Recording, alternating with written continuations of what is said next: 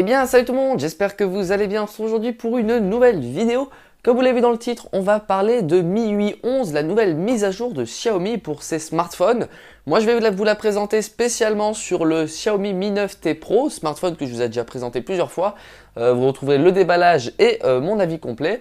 Donc aujourd'hui, on va voir ce qu'apporte cette nouvelle mise à jour par rapport à MIUI 10 qui opérait avant sur les smartphones de la marque. Du coup, on va voir la mise à jour globale, ce qu'elle apporte sur toute la gamme de chez Xiaomi. Et on va également voir ce que ça apporte sur le Mi 9T Pro. Allez, c'est parti. Alors du coup, on se retrouve avec le smartphone qui est juste ici. Donc au niveau de la mise à jour, je vais vous la montrer, on va aller dans les paramètres. Tac. Donc vous voyez bien que le téléphone est sur MIUI Global, la version 11 stable, et qu'on est passé sur Android 10, là où avant on était sur Android 9. Très bien. Donc là-dessus c'est très bien, on retourne dans les paramètres. Vous pouvez voir que ça a été un peu épuré, je trouve, plutôt pas mal. C'est moins fouillé qu'avant, il y a toujours cette page paramètres supplémentaires là. Mais bon, passons. Et il y a une petite animation quand on quitte les paramètres, vous pouvez voir le rouage qui tourne un peu sur lui-même, bon voilà. Pour le reste, quelque chose de très flagrant que j'ai remarqué tout de suite quand la mise à jour s'est terminée, c'est que les icônes d'application, paf, elles ont grossi. Mais vraiment, avant c'était beaucoup plus petit, beaucoup plus minimaliste. Là on est passé sur des grosses icônes. Alors, ça plaît ou ça plaît pas. Hein. Personnellement, je trouve ça mieux. Parce qu'avant c'était vraiment trop petit et j'ai essayé vraiment de chercher comment améliorer la taille. Enfin, en tout cas, l'agrandir. Et là, c'est vraiment à la bonne taille, je trouve. Là où avant c'était plus petit. Quelques icônes ont changé, comme l'icône de la galerie qui n'était pas comme ça avant. Et il y a eu un petit reskin sur toutes les icônes un peu de l'application.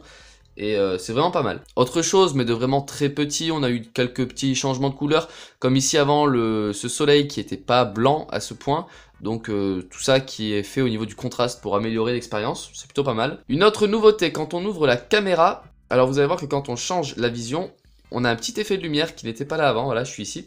Le petit effet de lumière qui a été rajouté et qui est vraiment sympa. Autre chose, beaucoup plus pratique je trouve, ça c'est vraiment la meilleure idée du siècle, c'est que on a la qualité vidéo qui s'affiche directement ici si on veut la changer, ce qui n'était pas du tout possible avant. Il fallait aller dans les paramètres et descendre tout en bas, c'était vraiment très compliqué.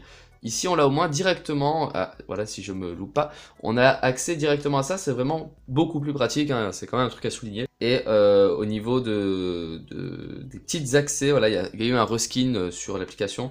On a vraiment accès à tout beaucoup plus rapidement, là où avant l'application photo était très fouillie, il fallait bidouiller pour pouvoir avoir ce qu'on voulait.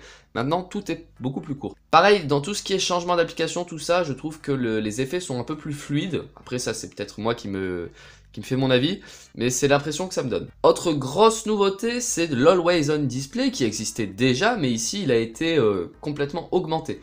Quand vous allez dans l'écran de veille Verisha, voilà, vous pouvez activer l'écran Always On Display, et vous avez pléthore de possibilités, là où avant c'était vraiment très restreint. Donc par exemple on va descendre, on va choisir celui-là, il est plutôt beau avec la spirale. Appliquer, et donc quand j'éteins le téléphone, on a l'Always On Display. Bon là-dessus je vous apprends rien, ça existe depuis des années. Mais c'est toujours cool de voir que ça arrive. Personnellement je sais pas si je vais l'utiliser, puisque clairement ça continue de faire un peu perdre de la batterie. C'est à prendre en compte. Mais pour quelqu'un qui s'en fiche, ou alors voilà un truc vraiment très comme celui-là, qui lui a l'air de faire moins perdre de batterie. C'est beaucoup plus minimaliste, c'est mieux. On peut voir en haut la petite le petit capteur qui se réveille pour revoir si je suis là. Et d'ailleurs je vais essayer en même temps. Attends non, alors du coup on va faire comme ça. Si je veux déverrouiller le téléphone par reconnaissance faciale, est-ce qu'il va y avoir le petit halo de lumière en haut? Eh oui, et alors là, tac, voilà. C'est plutôt cool. Donc voilà au niveau des nouvelles fonctionnalités, donc on va résumer un petit reskin, on passe sur Android 10, donc avec tout ce que ça amène. Pour ça, je vous conseille d'aller voir des vidéos pour savoir ce qu'amène Android 10, ce sera plus simple. On a aussi, du coup, la petite refonte au niveau de la caméra. Mais ça, c'est spécialement pour le Mi 9T et le Mi 9T Pro, puisque sur les smartphones à encoche, il n'y aura pas ce halo de lumière.